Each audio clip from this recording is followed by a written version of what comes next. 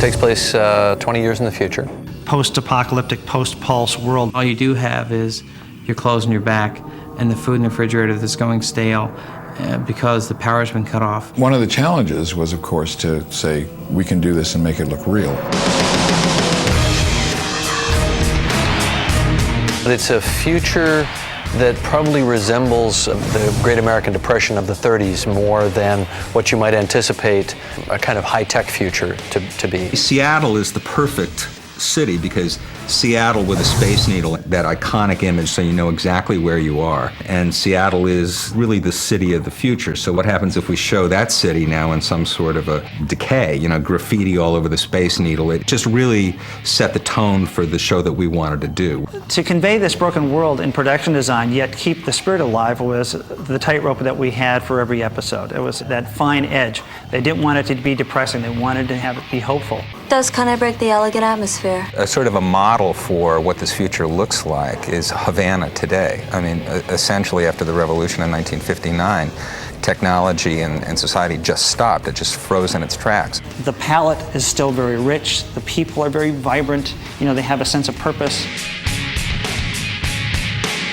We actually ended up making a sound fiscal decision about shooting the show in Canada, but for creative reasons, because Vancouver just doubled beautifully for Seattle. Honey, I'm home. Well, the biggest challenge with creating a post-apocalyptic world, especially in the city of Vancouver, was the fact that Vancouver is one of the cleanest, most beautiful cities in the world.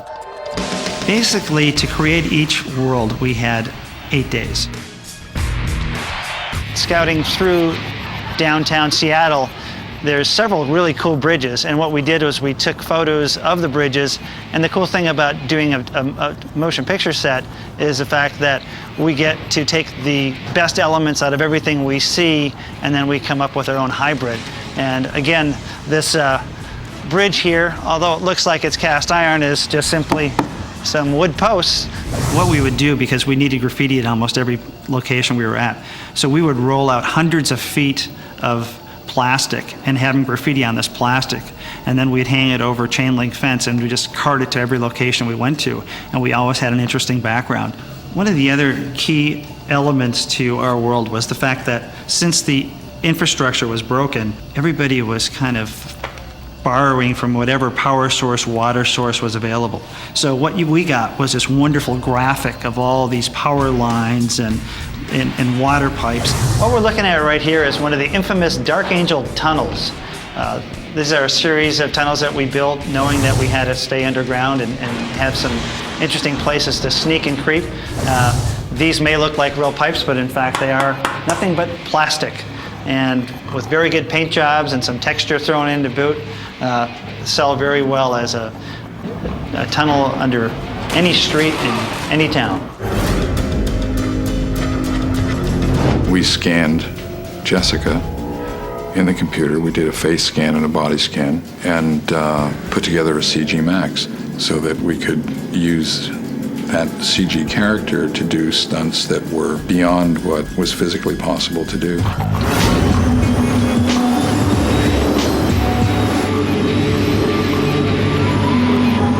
Well, the drones were interesting because the decision had already been made that these drones would be done practically.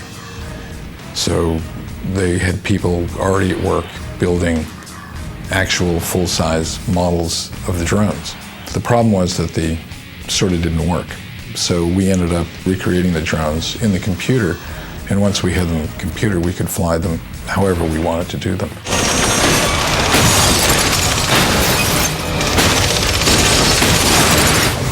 Have you ever been up on the Space Needle?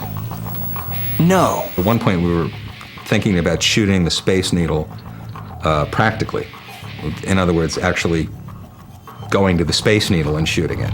We actually took a helicopter flight down to the Space Needle to see how we were going to do this. We went up on this ladder, and there we were standing on the Space Needle and asking, you know, if we could like put graffiti all over it and distress it. I actually stood on the roof of the Space Needle, and I wanted someone to take a picture of me so I could send it to James and say that I was willing to go out on the edge for him. David Nutter standing at the edge of the Space Needle looking down. It was really horrifying. I couldn't do it. But we decided probably after that experience that the best thing we could do was to create a CGI Seattle. At that point, Alon Soltis told us that this is something that we could do as an effect shot. We actually were able to uncover the original architectural plans for the Space Needle, and essentially in the computer built the Space Needle as it had been built. And then the next step was sort of altering it to match the premise of the show, deciding, well, how beat up the Space Needle was supposed to be. The Space Needle probably took us maybe 6 to 8 weeks to build. The Space Needle, it's iconic for Seattle. It's a lonely place, you know, it's Moses up on the mount, you know, it's somebody up in a lofty place looking down, not really part of what's down there, and there's a sadness about it and a yearning, and it's beautiful, and it's a cool shot.